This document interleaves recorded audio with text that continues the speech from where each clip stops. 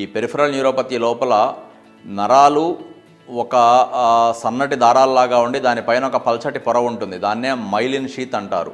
ఈ myelin sheath అనేది కొంత అక్కడక్కడక్కడ లెగిసిపోయినట్లుగా దెబ్బతింటుంది.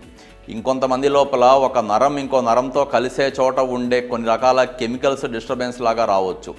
ఇంకొంతమంది లోపల వాళ్ళ శరీరంలో ఉండే కొన్ని రకాల హార్మోన్లు, రసాయనాలు కొన్ని ఎక్కువ తక్కువలుగా ఉండటము, తక్కువ ఉండాల్సిన ఎక్కువ ఉండాలి తక్కువ ఉండటం కూడా జరుగుతూ ఉండొచ్చు. ఈ పెరిఫరల్ న్యూరోపతితో బాధపడే వాళ్ళు ఎవరైనా సరే దీన్ని పూర్తిగా తగ్గించేయటము, దీన్ని పూర్తిగా ఆపేయటము అనే దాని యొక్క ప్రయత్నం చేస్తే కొంతమంది మాత్రమే సక్సెస్ అవుతారు. ఎందుకు అంటే దీని వెనకమాల ఉన్న కారణాలు చాలా లోతుగా బలంగా ఉంటాయి.